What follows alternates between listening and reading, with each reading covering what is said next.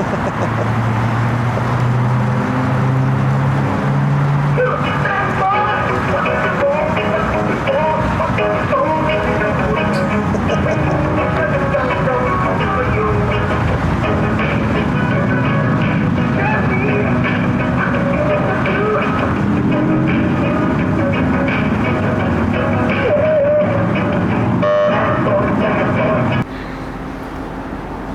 want to be on cops?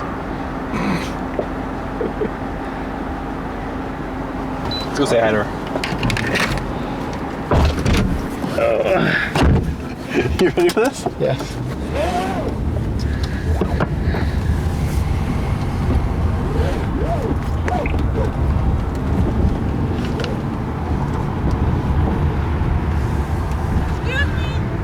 Hi. Are you an officer? No. Yeah, I need a cigarette. Oh, I don't have any I cigarettes. need help back to the hospital. I'm not allowed to take people back to the hospital. Can you call me an ambulance? You want an ambulance? Yeah. What happened? I'm having pain. Where? My vagina. Really? Yeah. Ow. Are you calling? Yeah. How long before they get here? Probably like 2 minutes. Okay, thank you. What did you get hurt there? Huh? How'd you get hurt there? I don't know. You don't know? No. What's your name? Catherine? Fire paramedics, upper 120. What's the address of the emergency we transfer manager? The corner of Temple and Beaudry. And what's the emergency there on Temple and Beaudry? I got flogged down by a woman who is complaining of vaginal pain, and she keeps screaming, ow. Yeah, that's all I know. No problem. Are you with her right now? Right next to her? I am. About how old is she, approximate age? How old are you? 47. She's 47. 47, okay, no problem. And was that her in the background talking to you? She's awake and answering questions correctly and appropriately as far as you can tell? Yes, I mean, there might be something mentally wrong, no but... problem. Any other complaints of it? Any other complaints, symptoms, or serious medical problems? Is it just your vagina? Yeah. Nothing else bothering you? Okay, no problem. Thank you, sir. It's up to you if you want to stay there. I'm sure we'll be able to find her with the description you provided. Just keep her in a position of comfort, don't give her anything to eat or drink, and call us back if she gets worse. We'll be there soon, okay? You got it, sir. Thank you. All right, thanks for your help. Have a good day. You too. Bye-bye. They're going to be here within 2 minutes. Ow! Is that your vagina again? Ow, my foot. Your foot hurts too? Yeah! Ow!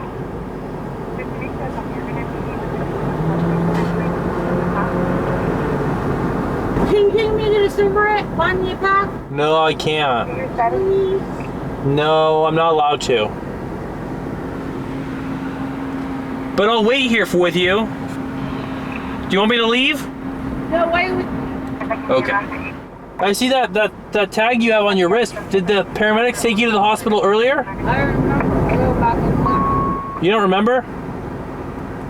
Rescue 57, attempt suicide, intersection 80th Street and Vermont Avenue. Feel bad for her. I don't know what to do. I'm not gonna leave her here though. We're not doing anything else. We're staged here. Here they are. You see them? Right there. Right there. They're coming.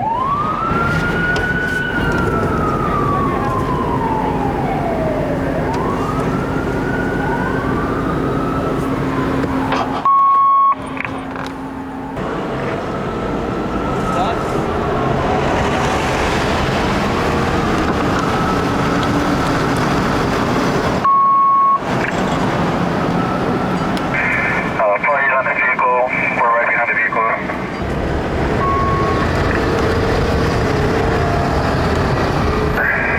Century, they're going to be going westbound on Century from The most bizarre. Is that gonna make it into the dock? Oh, yes, it will. You think it will? It will. You can say that with confidence? I can say that with confidence. What kind of speed we looking at? Ooh, my mess. Hold on.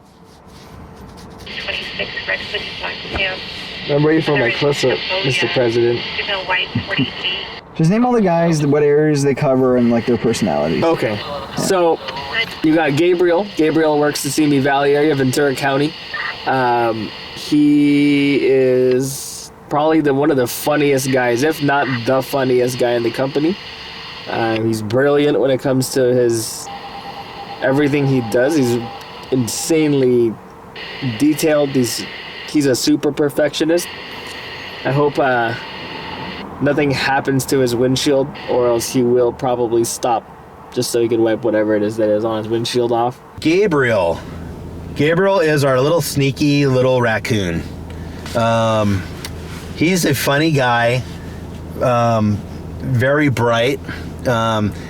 You get in his vehicle and everything is immaculate. Like, I'm surprised there's not a chandelier hanging from the roof. Well, this car is, I don't just see this car as my office. It's actually my second home. The other guys might say, oh, you know, why do you clean the interior of your car so much? Or, you know, it's just a work car. Well, it's a work car, but I also spend over half my day in this car. So, you know, I care if my seats are stained or if, you know, the floor needs to be vacuumed. This is my space. I spend a lot of time in here. It should be clean.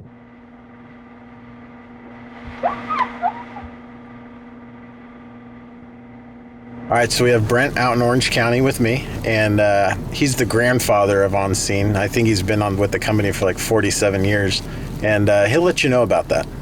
Brent has been in the company for somewhere between 17 and 21 years. Everybody knows it. Even if you know it, he'll definitely find a way to let you know it one more time. Pretty sure every conversation I've ever had with him, he's brought it up. And that's okay. That's how old people are. Brent is our Orange County photographer. He's our Orange County Bureau guy, whatever you want to call it. He's been in the business 20 years. He knows the business. He knows how to shoot. He's got contacts and resources everywhere. It's all about the money. If there's money to be made, Brent will make it for you. He will put your networkable stories in front of everybody that could buy it. He's been working for On Scene for maybe 25, 30, 40 years, depending on what number he picks this week. But he's the guy you want to have on your good side because he's the one always looking out for you and trying to make more money for you. So don't get on Brent's bad side. And sometimes you'll get a good story, and before you even realize, you get a phone call from him, and he'll tell you, hey, you know, I got you this amount on, I got you some nationals, and hey, thanks, Brent. Thanks for those 50 years of service with On Scene. They really work out sometimes. Help us out. All right, so Zach, he's our cameraman up in San Jose. He's got a sweet beard, and he's definitely a man of mystery. So ZP, Zach Padell, our Bay Area guy, who is just fantastic up there. Our ZP came from a still photography background and, came on board and started shooting video. And he's a great photographer. Knows and has the good eye. He knows how to get the job done really well. And I got to give it to him. We started up in the Bay Area, and we started years ago, and it didn't work out. And ZP ended up going up there and just taking over the East Bay and so forth. And he's done a phenomenal job. Pretty indescribable, Padell. You either love Padell or you hate Padell. He doesn't care. He's a really good guy. Actually, one of the most helpful people in the company. He trained me for the most part during the beginning, him and Zach Holman. He also lent me my first external microphone, I believe. My first LED bar, back when my camera didn't have so great a low light. And so he was able to really help me out and get out of my first initial rut. He is by himself up there, and he does very well. Makes a lot of sales, covers a lot of very serious things. The overwhelming majority of the organized crime in San Jose is, especially the violent crime, is Hispanic. Hispanic motorcycle gangs or motorcycle clubs, Hispanic gangs, norteños and sureños, northerners and southerners, MS-13, whoever. It's right here. Okay. Is that a good way to get over to the southern side, or is it just from the Alpha Bravo corner? As soon as the truck passes that hydrant on Singing Rain, they can make a left onto Singing Rain and set up there. Copy that. Truck 38.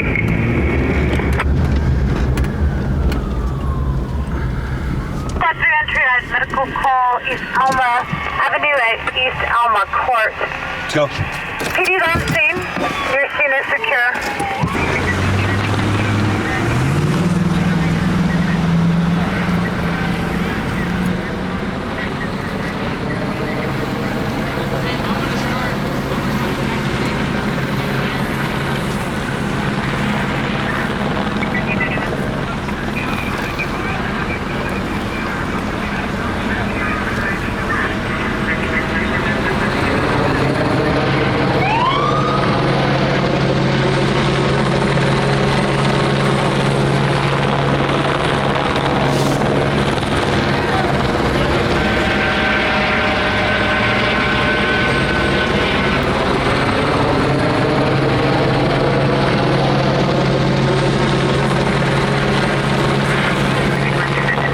Some long stuff on sticks because he's dead right there. I don't know if you can see it, but he's uncovered, so it's going to be problematic for me right now.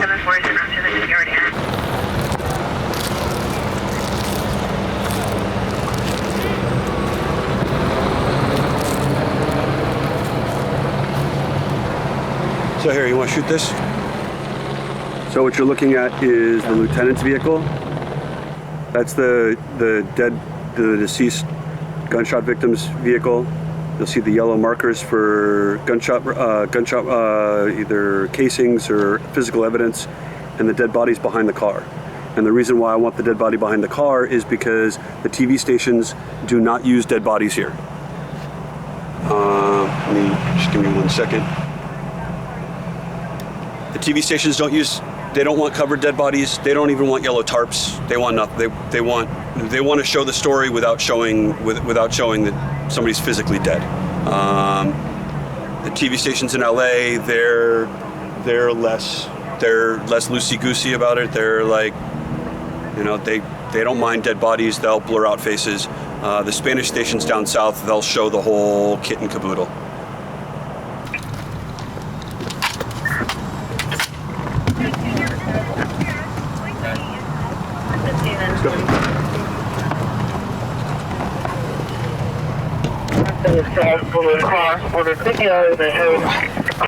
Okay, so in the last 90 minutes, we've had traffic collision northbound 280 at McLaughlin.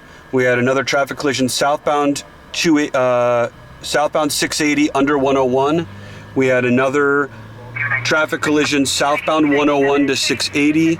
We had a commercial fire, which was just down the street, Story, on Story Road, just the other side of Capitol Expressway. And as we were going to the commercial fire, we had a fatal shooting happen almost right in front of us on Story at Jackson. So if you pick the dead center of all of these 5-6 stories, if you were Mark McGuire, you could probably hit a golf ball to every single one of them from the dead center of that.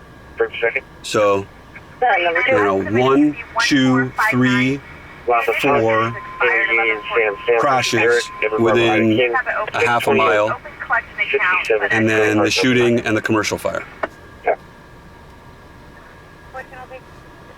So I like that about Zach. Every time he calls me, we talk for a couple hours or an hour at least.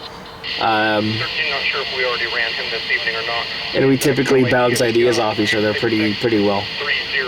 John, John's got his other career, and it's and it's really noble, and he's working with the homeless, and he's basically doing homeless advocacy, and then he's got this adorable toddler at home. It's that's just got this infectious smile.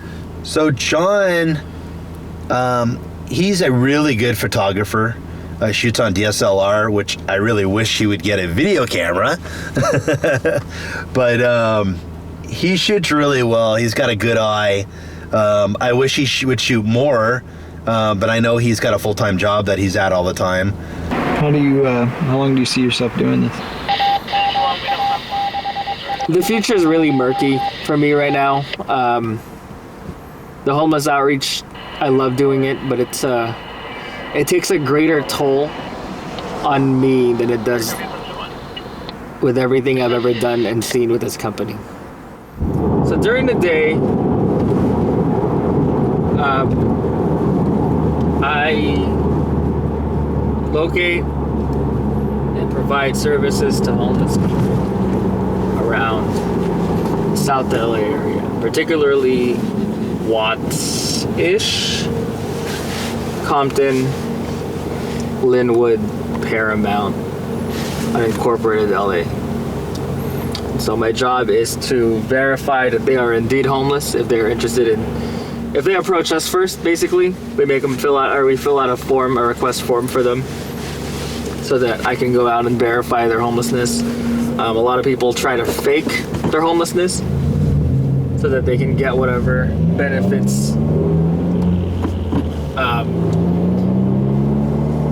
The issue with that is that with over 50,000 homeless people in LA County, when people fake benefits, it means that the people who actually deserve them or need them can't get them. And so my job is to make sure that said homeless people are actually homeless. Right now, it's about that time of the year where it gets really cold. It's about 48 degrees. So the winter shelters are open. We're driving through an area. It's called the Hose Row. Basically, this is one of the worst areas when it comes to prostitution in South LA. If not the worst, I would say one of the worst.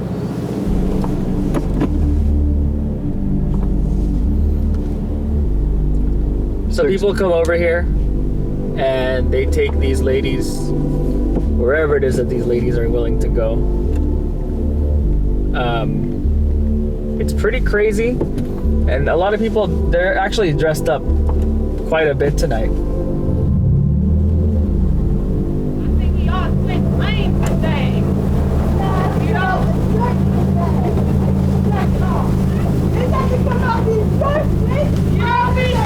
this is a big now. It's all gonna come off.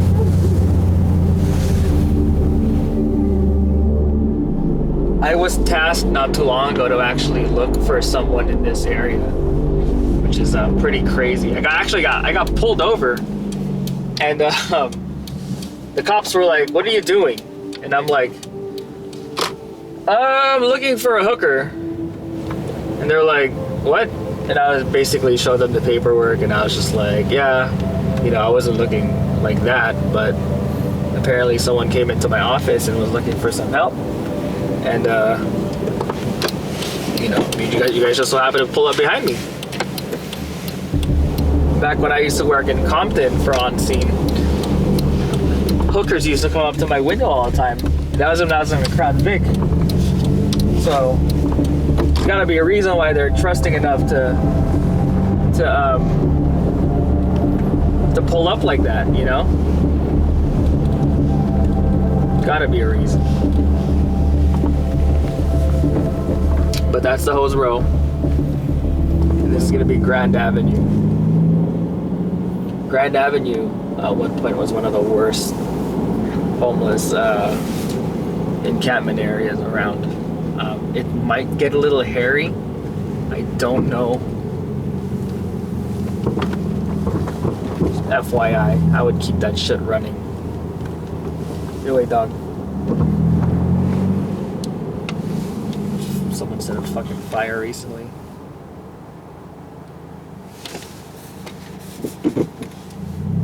So this encampment used to go all the way back, way further back.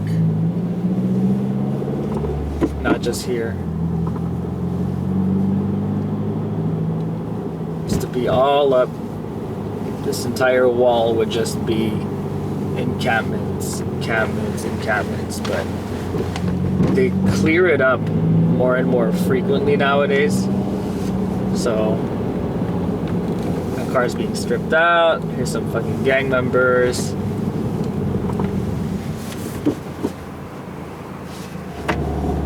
So that's Grand Avenue. Training Day, the movie with Denzel Washington, was filmed at the Imperial Courts. It's gonna be those buildings over to the left. They're projects. They're the projects. It's actually okay when you drive through in the daytime. Nothing too crazy to see there. A lot of gang activity and all that stuff. It's pretty wild. It is South Central. A little bit of care is a good idea.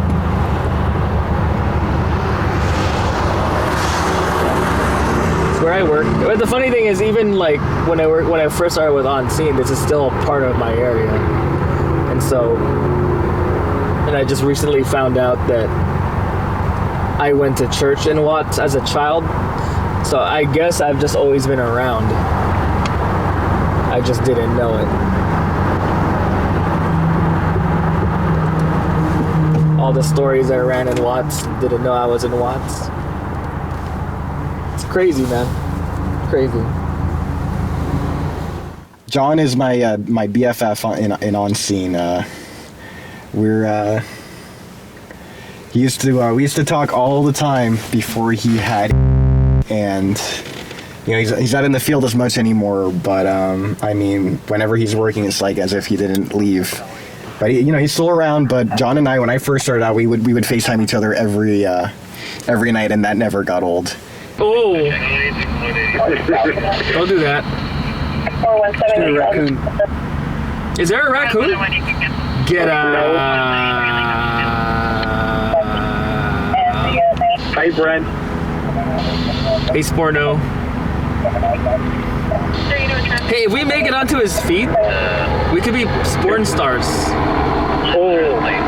And everyone in this company pairs up with someone. Like it's Zach and Jeremy. It used to be me and John, and then it was Brent and Kevin. And John's area of coverage is Southeast LA. So I mean, you've got the short Filipino guy working, Lennox, Compton, and he does well.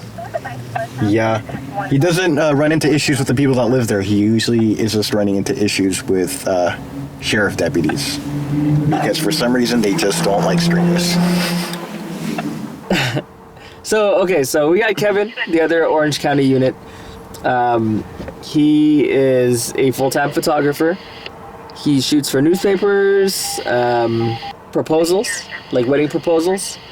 And probably his favorite thing to shoot are going to be his nudes that he likes to share with some of the guys and some of the girls in the company. He doesn't discriminate.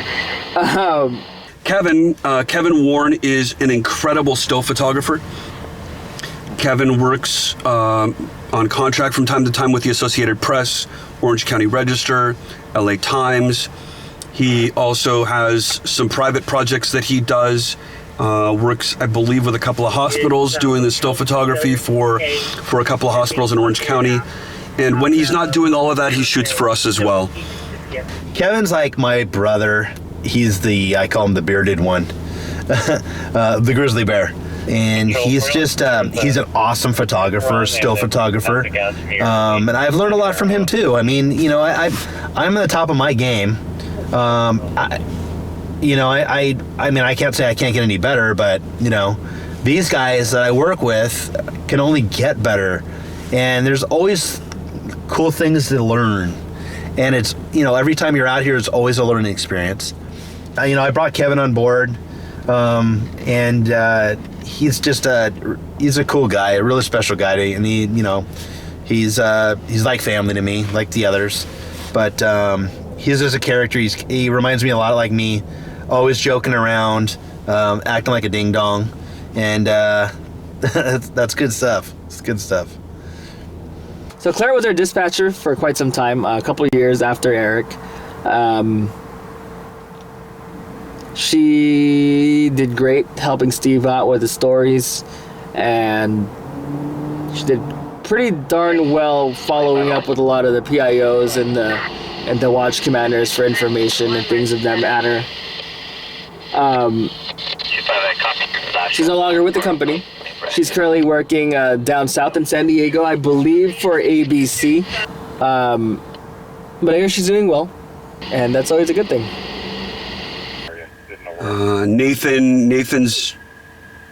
Nathan exploded onto the scene in the last year and a half to 2 years. We jokingly call him our intern, but he's a phenomenal photographer and he's a really good radio guy.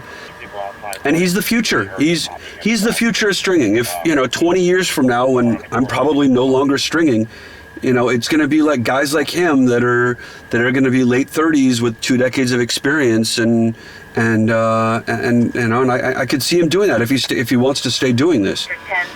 Asti works in the San Fernando Valley, sometimes Metro Los Angeles, a little bit here and there, and then she comes up to the Bay Area and she's learning the Bay Area market, and she's training under me up here. So, just found out today that Steve quit. Steve was one of our oldest employees. He was our most consistent and one of the hardest working guys in the company. Regardless of what happened towards the end, I will always know Steve as someone who, if you want Metro covered, unless he's got a concert with his wife to go to or his son's birthday, he will be there. And he will be there early, from 7 p.m. all the way to 5:30 a.m. One night I sent Steve home. I took him off the schedule because he was having some issues with one of our photographers, and he was so hardworking that he said, "Okay, so I'm not going to shoot for On Scene, but I'll shoot for one of my other outlets." He continued to work for the rest of the night and stay away from the photographer that we worked with. He was a great guy to work with. He had his issues, and wherever he is, I wish him luck. Anthony, oh man. Poor guy losing his car. Anthony is our north of San Diego County guy. Started out doing San Diego Metro, but now he stays up in the area that he lives in. He knows what he's doing and he's good at it. And if you get a compliment from Anthony, it's a very good thing. He's one of the best shooters in the company, and he wants to get into law enforcement, and I don't know, he's just kind of a goofy guy. Jeez, man. That's scary. Dude, I love this thing. I shouldn't love it so much. I don't mean that in a bad way, but I don't see Anthony in a uniform arresting people. It'd be an interesting thing to see. I know I wouldn't pull over for him.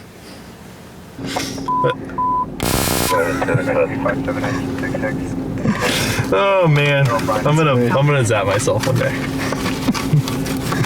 Anthony has basically resigned as chief photographer and operations director of San Diego to explore a career with the California Highway Patrol. I think out of everybody that I've met doing this job, he is probably the best fit for that. He is a phenomenal guy, and I wish him decades of success with the Highway Patrol. I think that the Highway Patrol is very lucky to have somebody like him. Anthony is one of the hardest working guys in the company.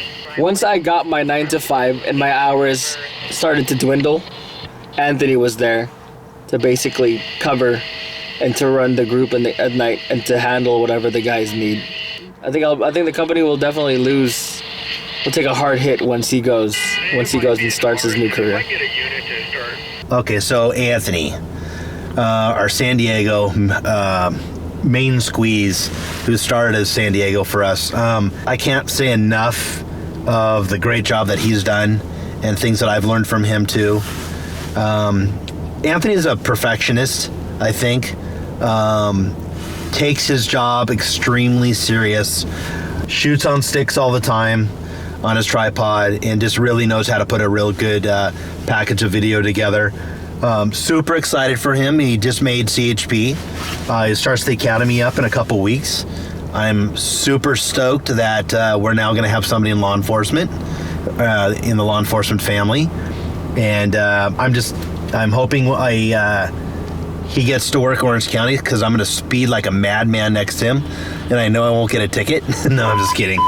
But yeah, I'm super happy for him, and it couldn't be for a better person. And I hope he stays safe. And he knows if he needs anything, he can always call me. A San Diego man found himself face to face with the flames, and he barely made it out alive. 10 News reporter Bree Steffen talked to him about the close call with the Lilac fire that destroyed his car and his livelihood. There are roadblocks all over this area now, but one San Diego man found himself right in the middle of the Lilac fire right when it first broke out. What's hard is that this isn't the first time that I've been out on a brush fire. This isn't my first brush fire. Anthony is used to being close to danger. I've always shot news. He's a photographer in San Diego County. I work for On Scene TV. But Thursday was the first time he was ever scared for his life. He was here near West Lilac Road when the wildfire started. I initially drove all the way up to that house, and I banged on the door to see if anybody was home. And as I was coming down, I saw this house start to catch on fire. And then the house over here started to catch on fire. His car got stuck when he tried to leave, forcing him to make a life-saving split-second decision. All of a sudden, I couldn't see anything. It was like I couldn't see the front of my hood. It was just gray and orange, and I could feel the heat coming through my window. And I was like, nope, time to leave. It went from, this is bad, to I have to go, like right now, to survive. In his race for safety, a Good Samaritan scooped him up. This guy who I'd never met before, his name's Blake, in the most calm voice ever, how can I help you? Like, get into my car, like let me, let's get out of here. How can I help? And I later find out that this man lost his entire house. The fire destroyed Anthony's car seconds later, along with all his equipment, thousands of dollars worth. I have one radio and my press pass. But like many other people who are trying to figure out how to replace the things that the fire took from them, Anthony says he won't give up his passion. Oh yeah, I'm still gonna do this. I've worked too hard at it. It's what I do. Anthony says the only thing salvageable from his car was a Bible. Even his fire gear was destroyed.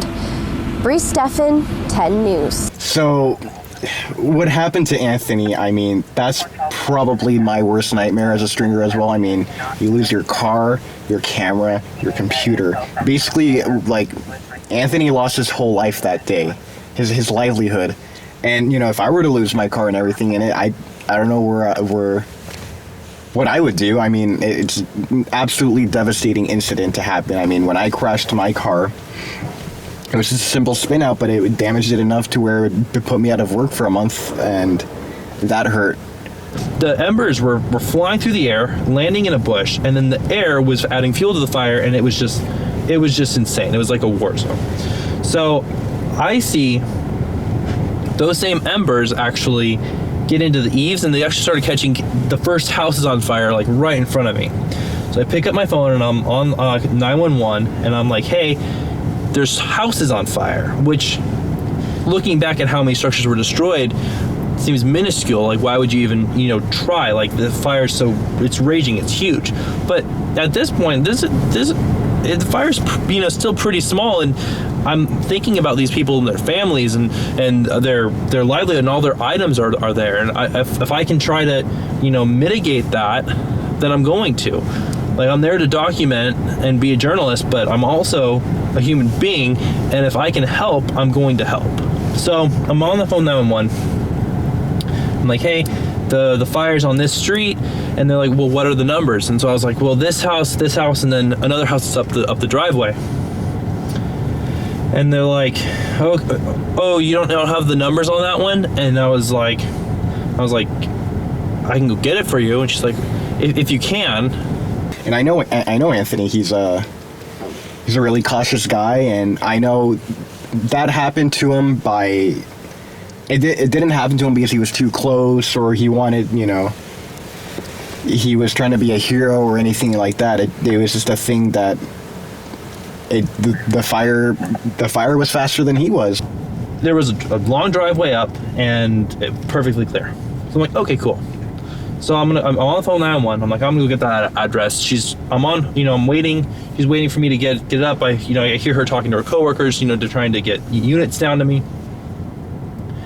And as I'm going up, the winds get insanely, strong. Those embers go right into a bush, and the vegetation right next to me just goes turns into this huge inferno, right next to me.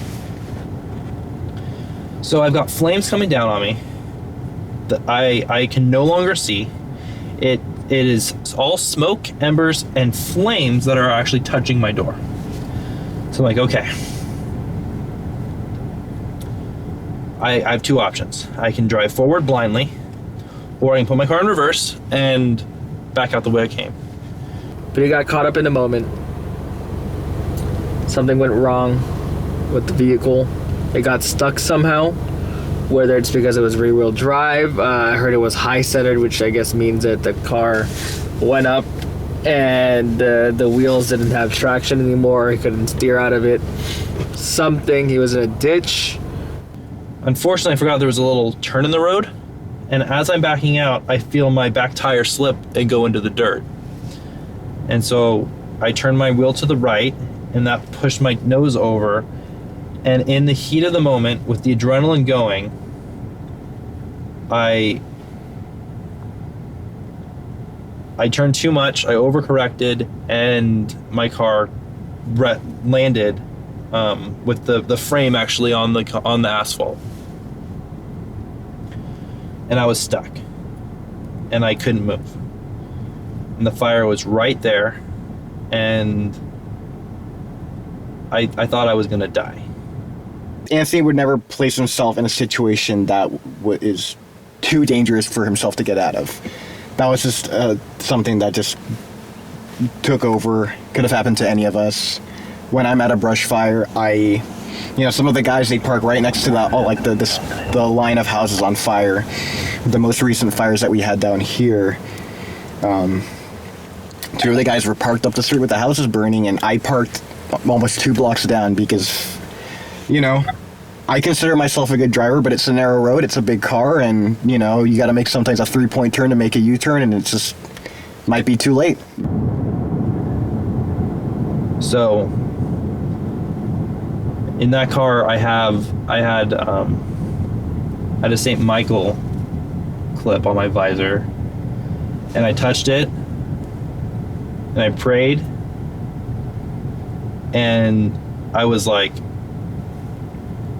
I'm done. And then right then the wind stopped or let up, and the flames went from going sideways to straight up. And I couldn't grab my computer, couldn't grab my camera. I opened my door and I ran, because I was gonna die in my car. I was probably gonna die if I got out and ran, but I was definitely gonna die in my car. And so I got out and I ran 1.5 miles to the road. As I'm running away, I hear my tire pop. I'm out on the road and I'm wearing a fire jacket. I have a press pass around my neck. I have my scanner, and some guy is like, "Oh, that's weird. What's this guy doing on this road? Like, we need to get out of here." And he's like, "Are you okay?" I was like, "No, my car." And he got me into his car, and he had water, and he had tissue, my nose from all the smoke, and he drove me into town where reunited with my parents, came and picked me up, and that was it. It took every bit of me to leave behind everything. But knowing that it was everything for my life was what did it. I mean,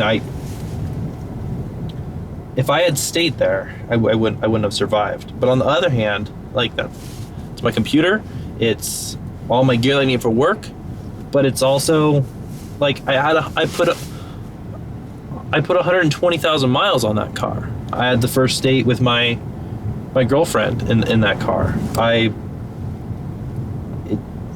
That fire consumed everything that was his Stringer life. A passport, money, cameras, still cameras, scanners, company radio, his baby, which is his Dodge Charger. All of that was gone. It was really hard to leave all of that behind, and all the memories that were in it, and just I felt like I was abandoning it, and I was. This fence right here, all burned. All the horses that died right here. It's black. So there was a fire up and down this road, huh? Yep. See all the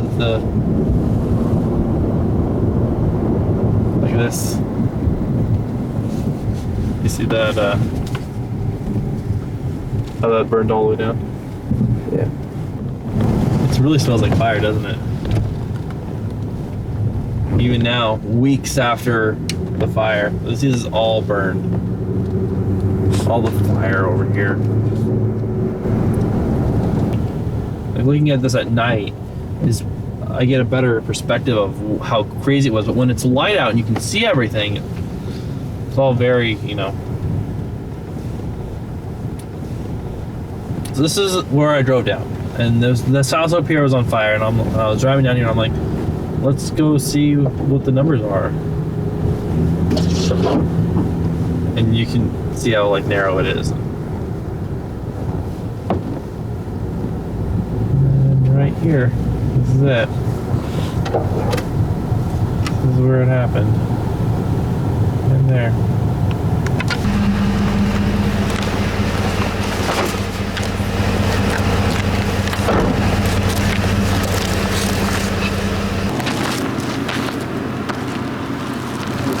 Right there, that's all metal that melted.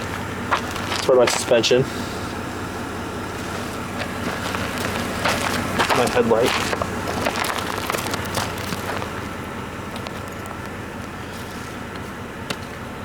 It used to be my headlight. It's not my headlight anymore. And then this is actually the magnesium that completely melted. And then you think of the Bible that survived, and then it did this. It's almost beautiful when you think about it. This was the bush that caught fire. It's so leafy and thin, and then when it caught on fire, it just, my car.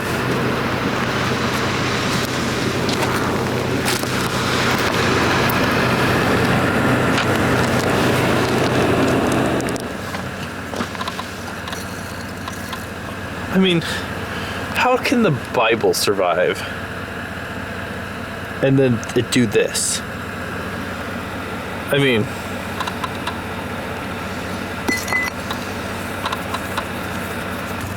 I still to this day think back to what if I could I have gotten it out? What if I had just taken a little bit longer? What if I just waited it out? I could have had a car right now, but I got out alive, and I can't second guess everything. So, happy to be here. Happy to be able to go back to this place.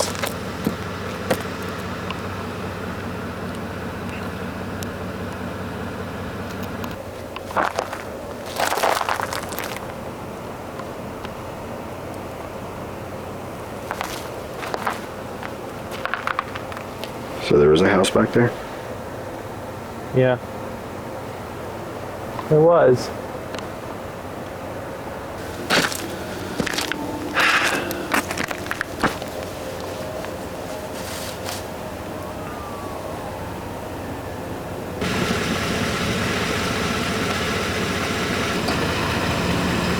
A huge potential that if everything works out, if I'm so fortunate to become a peace officer, that I may not need all of that anymore. At the same time, like, I haven't gotten through the academy. I haven't passed all of the tests yet. Like, there's still, like, who knows what could happen. So I can't not rebuild. I have to do something for money, but it really put me in a tough spot. And as far as the situation goes, I'm glad he's going to be able to recover from it.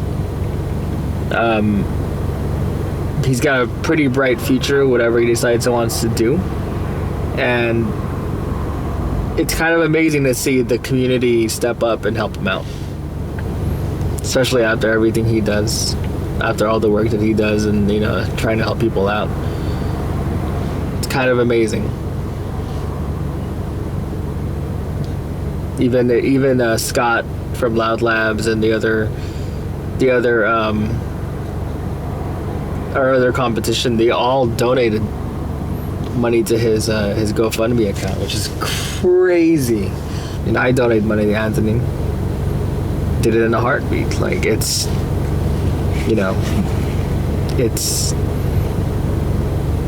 your coworker. It's someone that I've been in this company with for quite some time now, so it only makes sense to help him out. As of right now, Jeremy's our CFO. Jeremy is in Houston, Texas. Jeremy started in the San Fernando Valley, and when we transitioned and Zach bought Rob out of the company, Jeremy became the CFO, so he handles all of our billing, handles all of our billing, our payroll, our projections, and now he's running operations in Houston, Texas. So Jeremy, the second owner of the company, our CFO, he covers the Houston area, and I gotta say, he has also really gotten better over the years.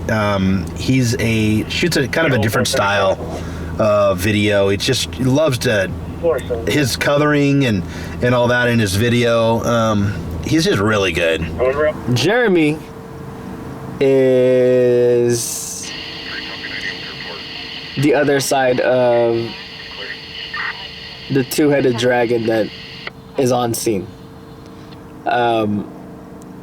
Jeremy realizes that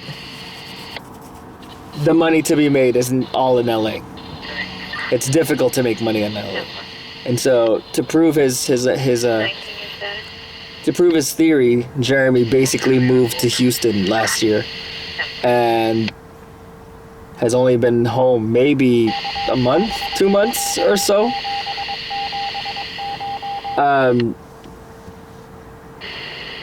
Takes care of his guys. There's really nothing bad to say about Jeremy. He's all business.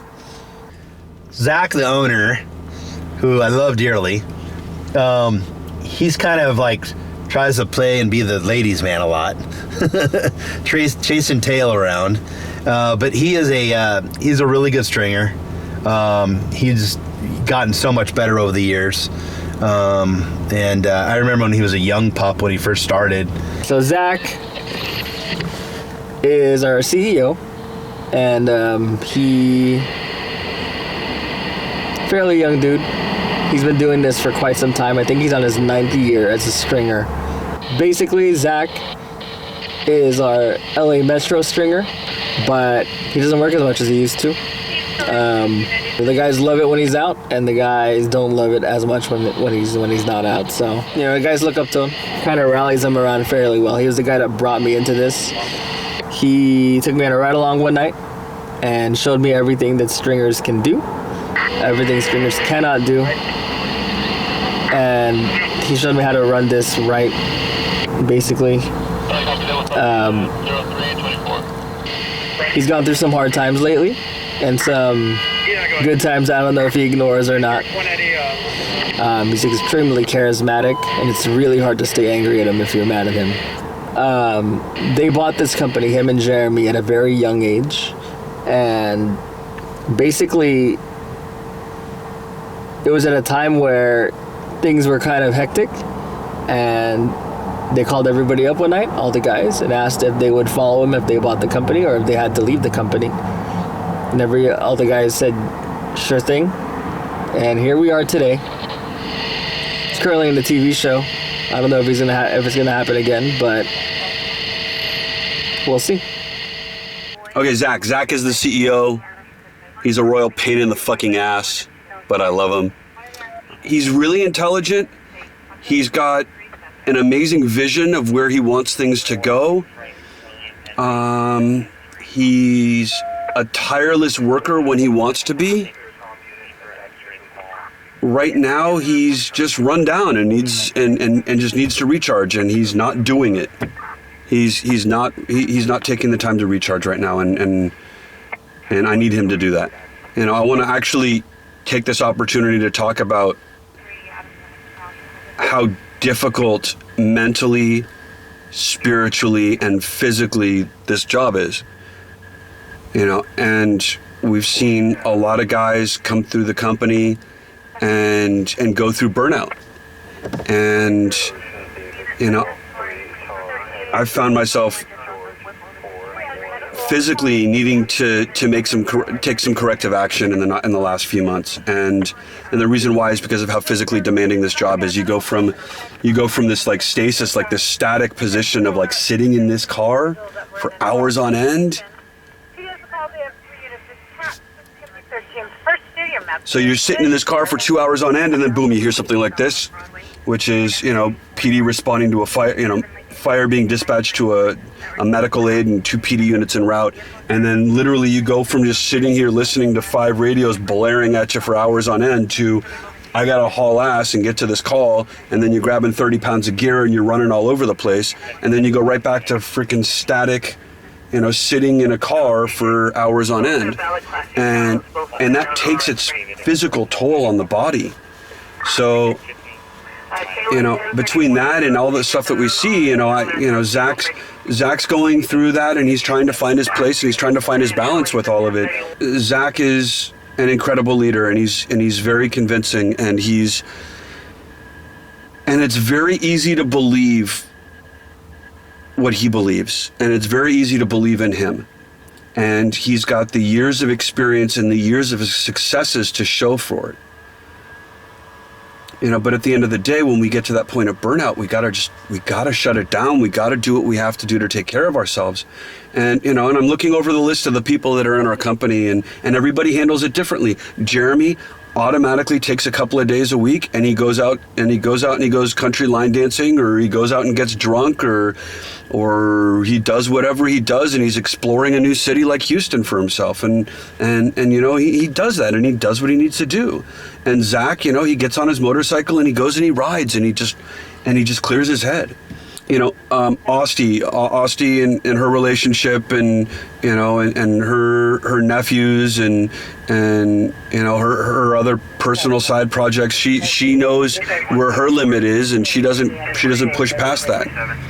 You know, and everybody has their own outlet. Kevin's a phenomenal still photographer. And, you know, between that and his personal adventures of off-roading with his 4Runner, and, you know, and then Gabriel's got his own personal stuff, but we all do what we have to do to get some separation from the job. This job, it's exhausting because you're up all night. And you get sick of not making money. Sometimes it's not on you. Sometimes it's on factors you can't control. You know, one of my clients was gunned down an hour after I spoke to him. On scene, coincidentally, ran the story. I didn't know until I saw the footage that they were there. But, you know, things like that happen in that particular field, and it's draining because you start caring about your clients and the people that you're helping. And when when everything you try doesn't help, and people suffer because of it, then it's a huge hit to everything that you stand for as a person and everything that you're trying to do, and it makes you lose your confidence in yourself. It makes you lose your confidence in your team, and it's different, you know. So, how long will I work for On Scene? I don't know. How long I work for Homeless Outreach? I also don't know. I have no clue. My only goal is to work. Everything that I do, I want to run 100%. Is that possible at all times? No. You know, the harder I push with one job, the less I can push with another job. And if I balance those two out, then the third one loses. So it's being spread thin, it's being all those things, and I guess it's just a matter of, you know, what am I willing to let go? And at this point, I'm not willing to let any of the three go. So morale-wise, I mean, there's ups and downs. There's lulls. There's highs. It's very cyclical. I mean, you know, I love this job a lot. And I mean, there's been times where, you know, at least for me personally, morale-wise, I love this job, but there's been times where I sit here at night, nothing's going on. I'm like, what am I doing here? And it's happened a few times. It's frustrating. And then I get that, as bad as it is to say, I get that double fatal fiery crash, and I'm right up there again, happy where I am. I think that being a stringer kind of has an expiration date. I mean, you can do it forever. There's maybe, I'd like to say that there's maybe like a 24 Adam Charles 1. There's a good 15-year period where you can be like the best stringer that you can be, and then it's time to move on.